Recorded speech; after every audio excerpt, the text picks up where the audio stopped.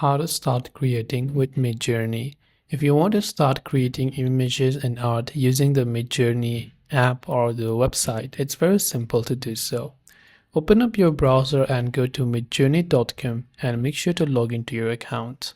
Right when you log in on the home page, you will see a list of arts and images that other people have created.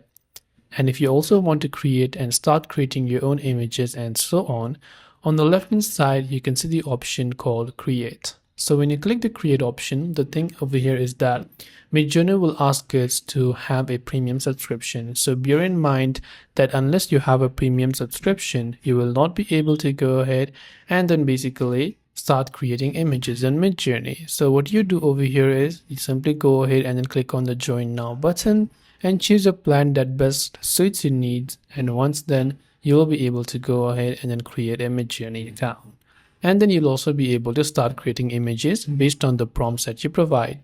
So I hope the video helped you out, and if you have any questions, do feel free to leave them down in the comments below. As always, thanks for watching till the very end of the tutorial, and see you soon in the next video.